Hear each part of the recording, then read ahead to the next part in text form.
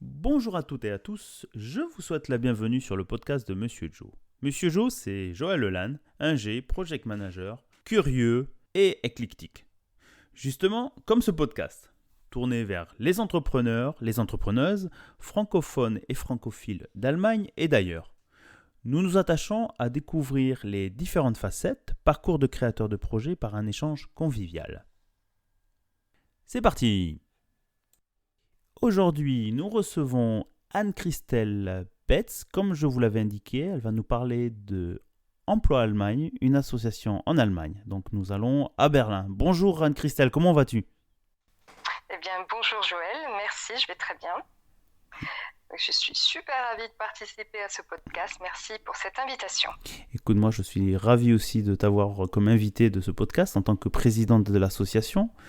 Tu connais le format, nous commençons toujours par découvrir les parcours personnels, professionnels aussi de nos invités. Donc commençons par la première question, peux-tu te présenter un peu ton parcours?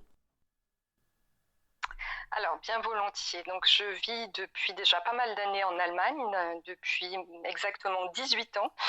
Et je me suis installée en 2004 à Munich. Et je suis venue en Allemagne, comme beaucoup de personnes, par amour. J'ai laissé un super job en France. Je parlais pas du tout un mot d'allemand. Je connaissais pas la culture allemande. Et je dis ça par rapport à... Bienvenue dans le club. Faut comprendre. Pardon. Et je dis ça par rapport à mon engagement, en fait, à une implication dans l'engagement de l'association. Donc, j'ai déménagé en 2013 à Berlin, ville dans laquelle je vis depuis maintenant presque 9 ans. Sacré changement entre Munich et Berlin. Petit clin d'œil à nos amis munichois ou berlinois, hein, d'ici Hambourg, n'est-ce pas? Et donc on a parlé de ton parcours personnel, ton parcours professionnel, Anne-Christelle. Oui, en deux mots, en fait, à la base, je suis géographe de formation. Et je suis, on va dire, un pur produit du service public, parce qu'avant d'arriver en Allemagne, j'ai travaillé 7 ans dans des collectivités territoriales et dans la fonction publique La fonction d'État. publique. Et j'ai accompagné notamment des projets de développement local où je travaillais avec des élus, avec des organismes, avec des habitants. Et après, j'ai travaillé 3 ans dans une direction départementale du travail, de l'emploi et de la formation en tant que chargée de mission FSE. Ok, je commence à voir le lien maintenant. Très bien. Et c'était sur quelle région, si on peut, ou sans intérêt, la géographe? La géographe, elle va te dire que c'était dans les montagnes, exactement à Annecy.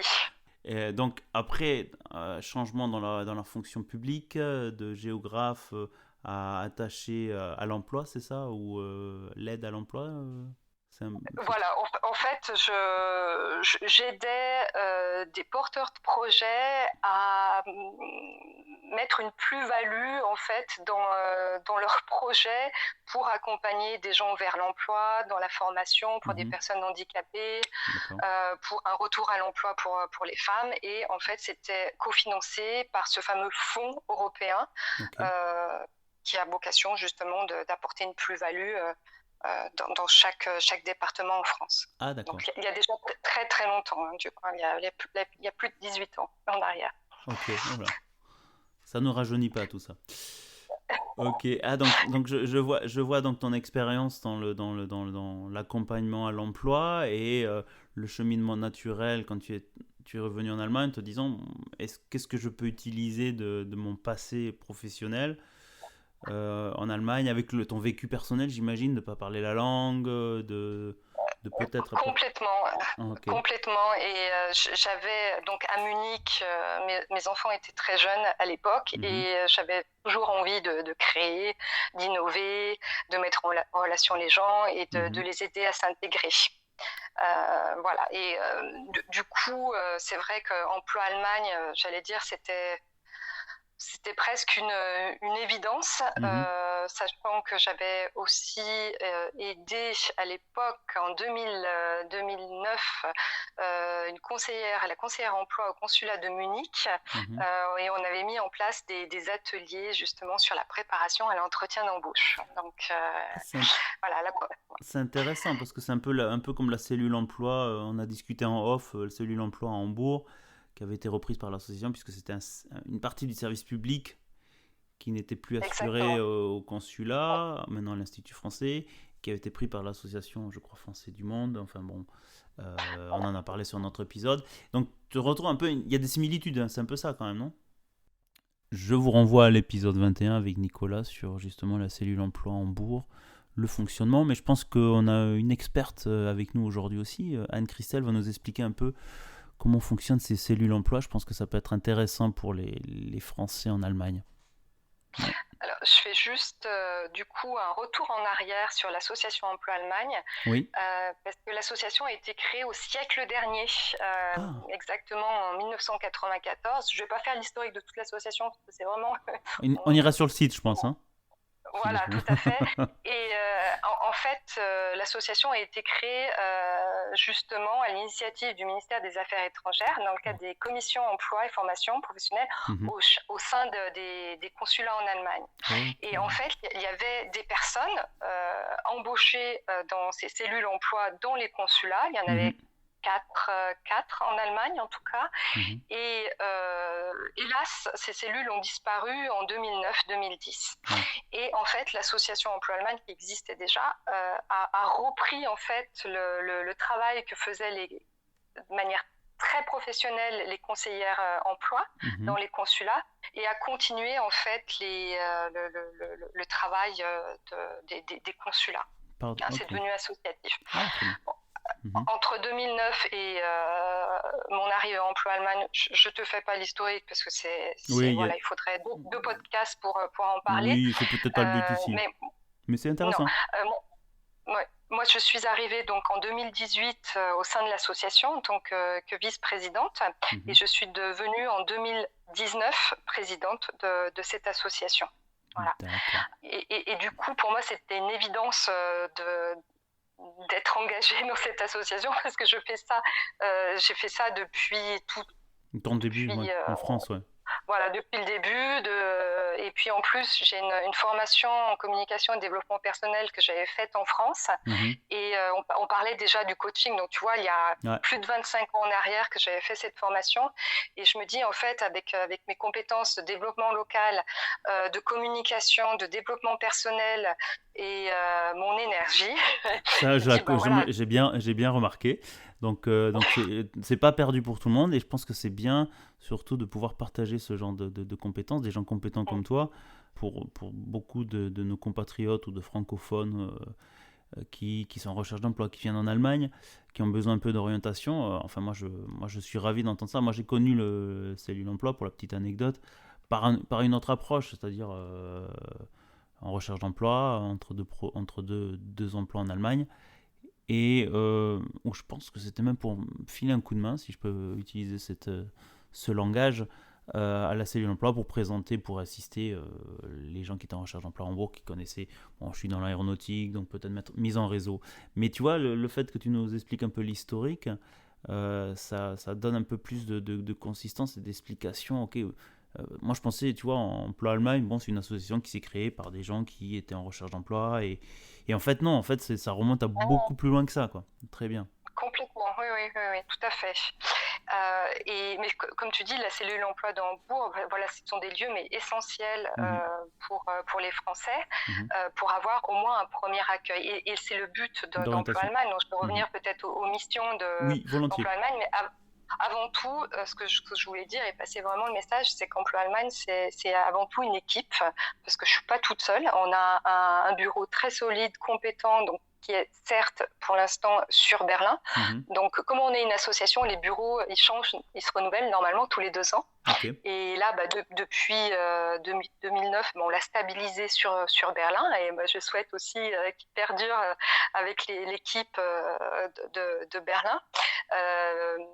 Mais aussi, on a des bénévoles qui sont engagés, vraiment engagés dans d'autres villes, notamment à Munich, Mhm. à Hambourg, là où vous êtes, et aussi à Aix-la-Chapelle. Et puis, voilà, on va faire évoluer le réseau et le développer.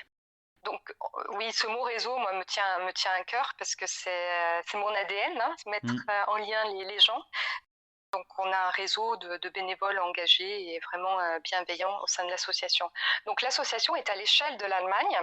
Ce que je souhaite vraiment à préciser, on n'est pas que sur Berlin, mais c'est vrai qu'en tant que bénévole, c'est difficile de se déplacer à Francfort, à Dresde ou bien à Kiel tous les jours. C'est pour ça qu'on travaille beaucoup en digital, et c'est vrai qu'il y a un avantage de la crise sanitaire, c'est que ça nous a permis vraiment de nous développer On a à accéléré, l'échelle de l'Allemagne. Ah oui, ça c'est Voilà, clair tout à que fait. les gens s'y ont mis et je peux confirmer avoir le nombre de publications, votre engagement en ligne. Je pense que j'ai envie aussi d'inviter les francophones qui peut-être sont dans une petite ville, pas dans les grandes villes que tu as citées, de regarder. Hein. J'espère qu'ils nous écoutent. Petit à petit, j'espère que le podcast de Monsieur Joe essaie de créer ce lien, d'assister. Je pense que c'est voilà, donc un appel aux bonnes volontés, aux bénévoles dans les différentes villes, parce que je pense que c'est le plus important. Le réseau, on parle de bouche à oreille, mais c'est de lien, une personne qui connaît une personne, qui connaît une personne. Et je pense qu'au final, ça bénéficie pour tout le monde. Vraiment Ouais. formidable. Donc moi, ce que je voulais ajouter, c'est qu'on est une association qui est reconnue d'utilité publique. Ça, c'est aussi important parce qu'on a un objectif social à respecter et on est à but non lucratif. D'accord. Et ce qu'on n'est pas, on n'est pas un recruteur et on ne met pas en lien, par exemple, les potentiels chercheurs d'emploi et les entreprises qui cherchent à recruter. Ça, voilà, chacun a sa place. Nous, on est vraiment un réseau associatif pour ça. Alors, que fait Emploi Allemagne? Tu vas me dire exactement. Oui. Donc, on a une mission qui est vraiment de faciliter l'accompagnement et l'épanouissement professionnel des Français et des francophones en Allemagne, et aussi des Français qui souhaitent s'installer en Allemagne. Okay. Tout à fait. On a des gens qui nous suivent de France et qui se disent bah, tiens, pourquoi pas l'Allemagne? On va appeler l'association pour savoir comment ça se passe. Donc, on leur offre de l'information. Donc sur notre site internet, sur les réseaux sociaux, on est très actifs, surtout sur LinkedIn. Mais aussi, on leur offre des accompagnements et on essaie tout le temps de les connecter dans un contexte interculturel. On ne fait pas du franco-français, mais on essaie d'ouvrir un petit peu, vous savez, on appelle ça les ornières mentales qu'on peut avoir quand on arrive dans un pays. Oui, on est bien d'accord. Le français, surtout quand il n'y a pas la langue, qu'ils arrivent et que, la petite anecdote, hein, le français qui attend sa baguette et son pichet d'eau au restaurant, quoi. Par exemple. Ouais, mais c'est complètement.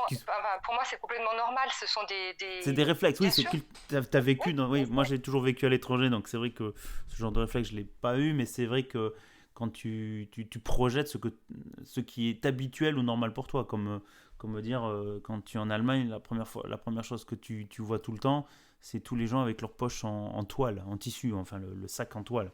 Enfin, je sais pas si tu as eu ce genre de remarques. Et quand tu reviens en donc voilà, c'est des... parce qu'on n'a plus l'habitude.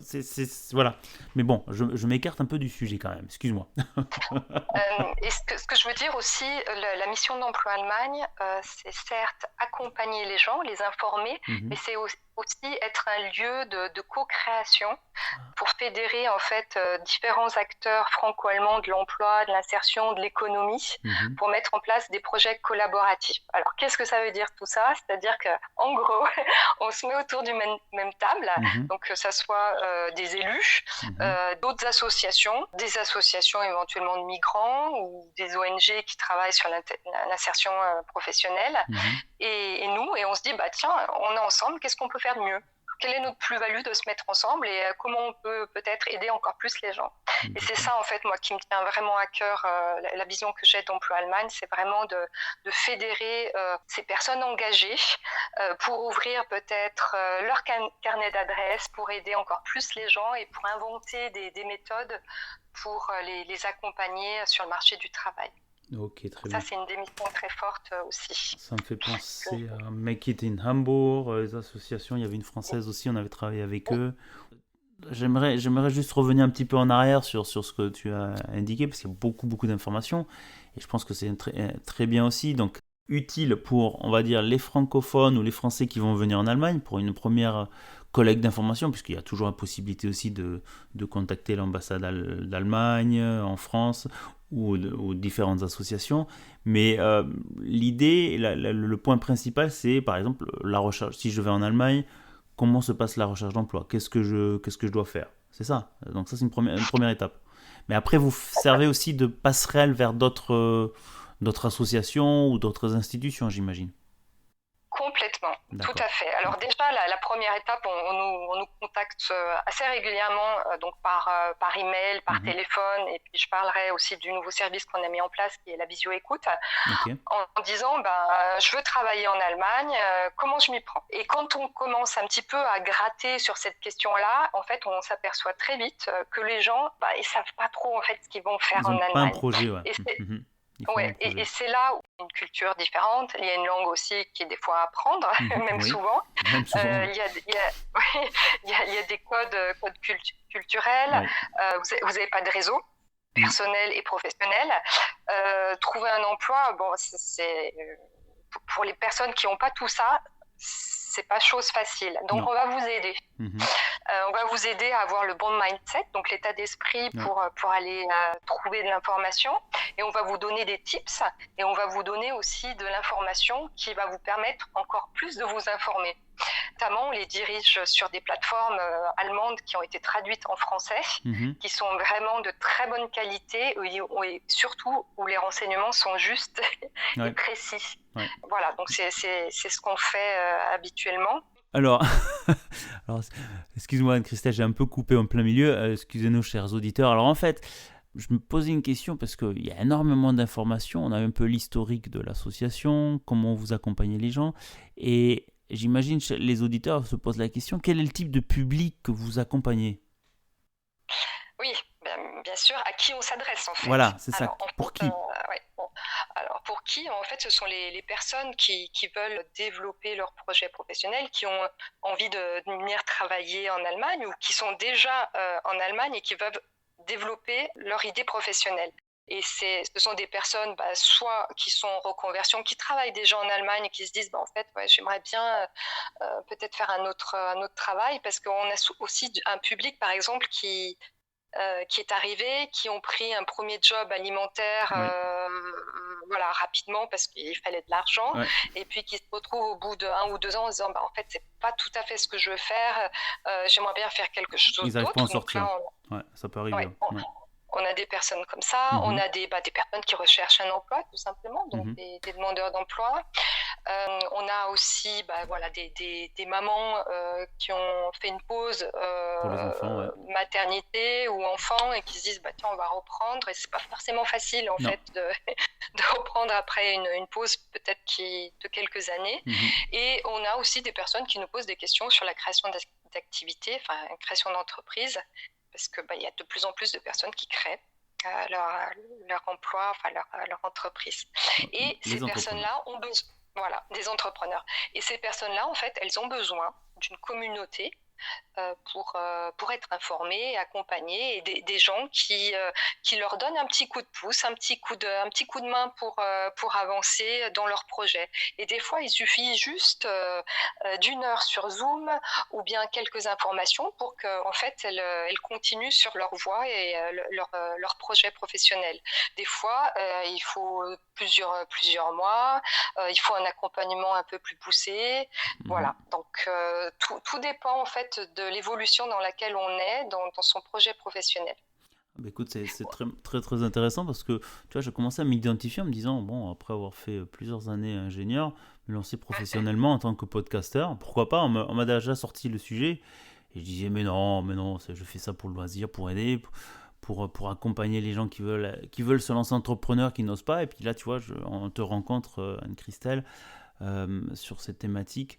On donne quelques clés aux gens et je pense que c'est. Et j'aime bien comment tu le dis, de peut-être une heure de Zoom, ça va déclencher ou déverrouiller une porte. Moi, j'appelle ça un peu la pitchonnette. Et après, ça roule tout seul. Et après, comme tu dis, il y en a d'autres qui ont un projet un peu plus complexe. J'en sais rien, créer une activité professionnelle avec un bureau ou comment on accompagne ces gens-là. Donc vous les accompagnez un peu plus poussés. Donc ça, c'est les différents types de profils qui peuvent être amenés à vous contacter. En fait, on est une sorte, si je peux me permettre le jeu de Oui. mots, une sorte de booster en fait pour les personnes. Pour la C'est-à-dire saison, ça qu'ils tombe sont mal dans là quand même. un, Mais c'est très bien. Oui, c'est très bien. J'aime bien. on est en fait une communauté vraiment de bienveillante, empathique au sein de l'association Mhm. et on veut créer une relation de confiance avec les gens qui viennent chez nous et en Mhm. leur disant ok vous avez l'espace ici pour vous exprimer, pour poser des fois les challenges ou des fois les problèmes. Hein. Mhm. Il y a des personnes, voilà, c'est en plus avec la crise sanitaire, il y a quand même, Ouais. On ne sait pas à ça a qui abîmé parler. Ouais. certaines personnes. Donc voilà, passer un petit coup de fil, avoir une écoute, c'est vraiment essentiel. Ouais. Mhm. Ouais. Très bien. Ben, en plus, je trouve ça très bien, puisque du coup, c'est un peu l'idée, moi, quand j'ai démarré mon podcast. Bon, tu l'auras remarqué, on a été tous un peu enfermés, le contact social perdu. Je me suis dit, bon, qu'est-ce que je peux apporter aux gens après tant d'années en Allemagne comme toi, après quasiment 17 ans, 18 ans aussi en Allemagne, en disant, ok, je me suis engagé dans des associations, mais ponctuellement, et puis au final, se dire, bon, pourquoi pas démarrer avec le podcast. Et c'est vrai que là, tu vois, on a eu des profils d'associations, de gens de marketing professionnels qui vendent aussi leurs produits. On est là aussi pour apporter. Mais l'idée derrière, c'est surtout ce partage et de dire voilà, contactez telle personne, telle association. Peut-être que eux, ils ont les clés ou l'élément qui va vous booster dans votre projet. Donc c'est vraiment super. Mais moi, je suis vraiment ravi de pouvoir apporter ma petite pierre à l'édifice, si on peut dire ça comme ça. Très bien. Je suis persuadée en plus, au fond de chaque être humain, on a ça en nous, de partager, d'être empathique. Enfin, Mhm. pour moi, ce sont des compétences innées. Mhm. Et l'associatif, le fait de lancer des nouvelles idées, d'innover, ça Mhm. nous permet voilà, de développer ces compétences-là. Et d'avancer ensemble. Peut-être de sortir quelqu'un et de faire une bonne Exactement. action. Écoute, c'est vraiment génial. Moi, je trouve que c'est super intéressant. On pourrait en développer encore plus sur d'autres thématiques. Est-ce qu'il y a d'autres sujets? Moi, j'avais envie un peu est-ce qu'il y a d'autres thématiques ou conseils que tu aimerais partager pour, on va dire, des gens qui nous écoutent, qui se disent, bon, j'ai envie de me lancer en tant qu'entrepreneur, ou comment démarrer? Un conseil? Pour les entrepreneurs, ça tombe bien que tu en parles parce que on a fait l'année dernière un accompagnement pour les entrepreneurs qui avaient été impactés par la crise sanitaire. Et cette année, normalement, donc c'est pas encore finalisé. Je te disais que j'aime pas parler des projets qui sont pas sûrs, Ah, mais c'est pas là, moi qui t'ai poussé dedans, hein. c'est un projet qui nous tient à cœur et il va se réaliser en tout cas en 2022 et on espère au printemps. Donc Mhm. tu vois, c'est bientôt d'accompagner en fait des futurs entrepreneurs. Donc avis aux futurs entrepreneurs, ceux qui ont envie de créer, inscrivez-vous à la newsletter d'Emploi Allemagne pour avoir l'information. On va mettre, on va Sur mettre, on va mettre ça dans le blog associé à cet épisode. Comme ça, les voilà. gens pourront, s'ils nous ont écoutés jusqu'à maintenant, avoir toutes ces informations. Peut-être un petit mot là-dessus, puisque j'avais vu passer l'information, c'était vous aviez fait comme un groupe de travail en virtuel pour des gens alors un accompagnement gratuit, j'avais compris, des gens qui avaient des idées mais qui ne savaient pas par où commencer, c'est un peu ça, hein. Alors, on a fait beaucoup de choses. Oh, ok. Une euh, rétrospective, alors 2021. 2021, 2021, Un condensé. en fait, on a eu la chance, on a demandé en fait des subventions à Mhm. l'État français, justement pour les Français qui avaient été impactés par la crise Oui. sanitaire, donc les gens qui avaient perdu leur travail. Et on a fait des accompagnements sur un mois boostés, très Mhm. boostés, pour les aider Mhm. à retrouver un job. Donc ça a été 2021. Et puis aussi, on a créé un groupe de travail, enfin un accompagnement pour 12 entrepreneurs pour en fait retravailler leur stratégie, leur positionnement, leurs finances et toute la partie marketing communication de leur entreprise. Mhm. Puis on a fait aussi plein de conférences sur 2021. Moi, je suis déjà en 2022, donc Non, non, mais en c'est très bien. 2022, Mais c'est surtout pour donner un allez, aperçu de ce que vous pouvez proposer pour 2022 aux allez. auditeurs en disant voilà, ça peut être des workshops, ça peut être, comme tu l'as dit, un audio, comment on appelle ça, un call Alors, je pour. vais t'expliquer. Alors, voilà. Il y a plusieurs choses sur 2022 qui sont prévues. Déjà, on va mettre des cycles de bilan de compétences. Donc, Ah oui, on en ça c'est un commence point. un très prochainement qui a été vite complet. On a mis ça en place parce qu'en fait, c'était une demande. On Mhm. voyait bien qu'il y avait des personnes, donc, quand elles venaient à l'association, qui nous contactaient par email ou par visio, disaient, ben voilà, en fait, moi, je sais pas quoi faire en Allemagne. Donc, on s'est dit, tiens, ça serait quand même très intéressant que ces personnes-là puissent faire le point en fait Où sur ils en ce sont. qu'elles savent faire Ouais, pour pouvoir rebondir sur un projet professionnel. d'accord. Donc là, on va mettre en place des cycles. On a mis en place des cycles pour faire son bilan de compétences. Mhm. Donc ça commence prochainement, il est complet, ça a été complet même en une semaine, et on va en reproposer tout au long de l'année. Donc les personnes, bien sûr, qui souhaitent aussi faire un bilan de compétences, donc c'est un bilan de compétences, ce n'est pas un bilan de compétences à la française, ça je tiens à le dire, institutionnalisé comme en France, mais c'est un bilan de compétences à l'allemande. Moi, je ne suis pas rentrée dans le détail parce que c'est assez complexe, mais c'est quand même un très bon outil pour bien se positionner, pour bien comprendre en fait quelles sont nos ressources et nos motivations. Mhm. Il y aura aussi donc l'accompagnement pour les futurs entrepreneurs. On va mettre en place des conférences en ligne et cette année, notre nouveau service qu'on a testé l'année dernière, c'est la visio écoute. Et Mhm. en fait, c'est un service que l'on offre en fait aux nouveaux adhérents d'Emploi Allemagne.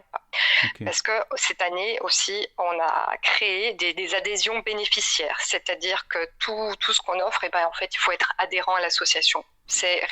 réservé Alors à l'association. c'est bien parce que c'est là où je voulais aussi savoir, c'est-à-dire il faut être membre pour avoir votre soutien ou c'est aussi comment ça comment on sépare entre les gens qui ont besoin de questionnement parce que c'est les bénévoles qui accompagnent ces gens-là, mais en fait il y a une double service, c'est ça? Oui. Alors déjà, il Je y sais pas a comment le le dire. service gratuit, le service information qui est gratuit sur Mhm. notre site internet. On a une carte interactive où on a recensé, alors c'est pas un recensement exhaustif, mais beaucoup de choses sur comment se renseigner, Mhm. c'est-à-dire toutes les plateformes allemandes traduites en français. Enfin, vous verrez sur notre site internet, cette carte interactive, information générale, vous avez quand même pas mal d'informations et des liens essentiels. Et notamment cette carte, vous pouvez cliquer sur Hambourg et sur d'autres villes où vous trouvez des liens Associatif, associatifs, oui. De support. d'organisation, des associations, mais aussi, moi je mets un point d'ordre pour dire aux Français qu'il faut aller voir aussi les organisations de migrants, parce que nous sommes des migrants Oui, de l'Union européenne, oui. et le service public de l'emploi allemand offre vraiment un panel d'outils et d'accompagnement gratuits pour les migrants de l'Union européenne. Un exemple, le Et il premier faut exemple, c'est la langue, pardon, excuse-moi, l'apprentissage de la langue. complètement, oui, oui. Et puis d'ailleurs, pendant le Covid, la Volkshochschule a mis en place des cours gratuits Ouais. en ligne.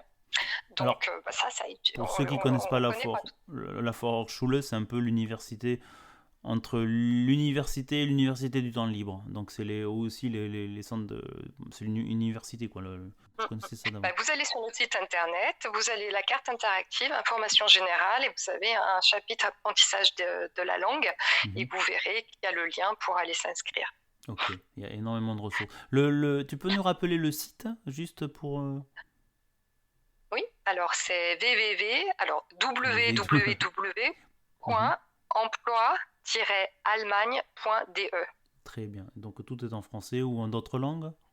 J'ai pas eu le temps de regarder. Non, En français non, principalement. on n'est qu'en français. On est qu'en Voilà. français, mais bon, ok. Non, mais c'est pour aider les gens francophones à trouver les informations dans d'autres langues.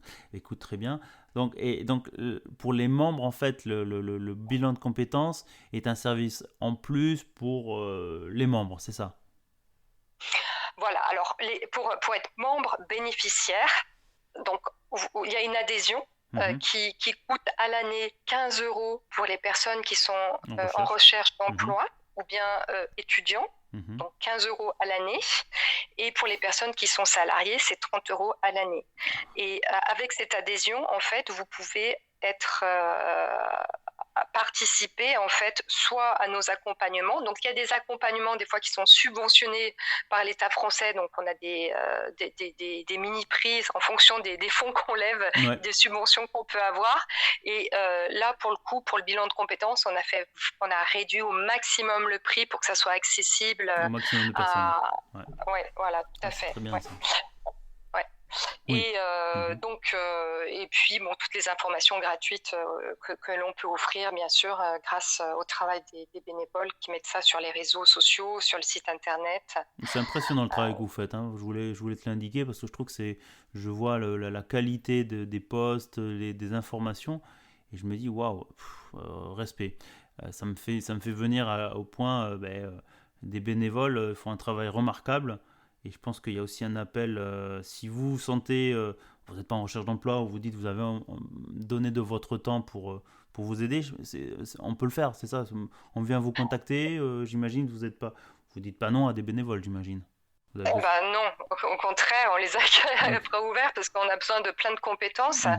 Et justement, c'est le deuxième volet de l'association où ce que je te disais, c'est qu'on peut créer, innover. S'il y a des personnes qui veulent donner de leur temps pour aider quelqu'un, pour être mentor, Mhm. pour aider une personne à remplir un formulaire, pour faire partie en fait de ces personnes aidantes Mhm. et engagées, il y a aucun souci. Ou bien pour aider à structurer l'association. Enfin, il y a un tas de manières d'aider une association. C'est déjà le temps qu'on peut donner à l'association, c'est d'ouvrir son carnet d'adresses en Ouais, disant tiens, je connais quelqu'un qui connaît quelqu'un. C'est exactement. aussi sponsoriser une association, parce que Mhm. quand on sponsorise une association d'utilité publique, eh ben, on peut déduire ça de nos impôts. Exactement. Et faire de la pub, c'est nous aider, c'est partager nos posts. Mhm. Donc ça, c'est une très grosse aide. Ouais. C'est liker et partager et commenter. Ouais, on est d'accord, mais je pense que de toute façon on va avoir cette discussion plus longuement après l'enregistrement, puisque moi franchement ça me parle ce que vous faites, on se retrouve sur des points communs, et je suis ravi de pouvoir, enfin chacun à son niveau, si chacun peut apporter un petit peu, ça aide l'ensemble de la communauté ou des gens qui sont besoin. Et puis en fait, on se rend même pas compte que le fait juste de liker, euh, quelqu'un connaît quelqu'un qui a besoin de cette information ou qui se dit tiens, et enfin je pense que c'est bénéficiaire pour tout le monde. Ok, très bien. Anne-Christelle, est-ce que tu as d'autres points à ajouter où je pense on a abordé énormément de sujets, ça a permis aux auditeurs d'avoir une vision. Autre chose? Ah, écoute, il y a quelque chose que j'adore. On parle beaucoup de franco-allemand, ce qui est super, hein, l'amitié franco-allemande, mais je trouve on pourrait aller encore beaucoup plus loin. C'est-à-dire que quand on fait du franco-allemand, on développe quand même des capacités d'ouverture, de curiosité, de flexibilité. Et en fait, ces compétences qu'on développe, je trouve qu'on pourrait encore plus les transférer dans d'autres domaines pour découvrir d'autres cultures ou les mettre en avant dans son milieu de travail, pour travailler mieux en équipe, etc. Donc moi, je suis un petit peu pour l'ouverture La un peu plus... diversité. Attends, ouais, complètement. alors, Anne-Christelle, entre nous, pas besoin de me le vendre à moi, puisque tu sais que, enfin, les auditeurs qui me connaissent un peu plus en détail, moi je suis un pur produit européen, francophone, sud-américain, marine polonaise, vivant en Allemagne, et voilà. Donc je soutiens complètement ton approche, la diversité, l'ouverture à d'autres cultures ne peut être que enrichissante. Complètement. Alors Donc, c'est presque un... osons la diversité. Voilà. On continue avec le motto de Ozon. Je te remercie de faire le petit clin d'œil. Très bien. Merci Anne-Christelle. Donc pour nos auditrices et nos auditeurs, on a déjà fait un petit rappel de l'association. Donc je le répète, emploi allemagne.de. Ou sur les réseaux sociaux, très actif sur LinkedIn, j'imagine. Bon, je sais pas, sur les réseaux français, Vadeo, j'utilise pas trop, mais je pense que sur Xing aussi peut-être ou pas? Non. Non, ok. Alors on est sur LinkedIn, Instagram, Facebook, Facebook ouais. et on a une chaîne YouTube aussi qui est très sympa. Ok, moi j'y suis pas encore, il va falloir que je m'y mette aussi, mais je sais pas. Après, la journée n'a que 24 heures malheureusement. Eh bien écoute, très bien, merci Anne-Christelle pour ton énergie, ton partage et toutes ces informations. Et puis je vais dire à nos auditeurs, allez voir ce que fait Emploi Allemagne. Peut-être si vous êtes en recherche, ils peuvent vous tendre la main ou vous booster, comme pour reprendre ton expression. Et puis pour les autres qui sont employés, qui ont envie de donner de leur temps, comme je le dis, pas que pour Emploi Allemagne, mais je le dis aussi pour toutes les associations. Je ne vais pas dire engagez-vous, mais c'est toujours bien le bénévolat, je pense que ça apporte aussi de la valeur à tout le monde. Donc voilà. Anne-Christelle, à bientôt, merci. Merci beaucoup Joël pour ton écoute et ton podcast. À très bientôt. Ciao. Ciao.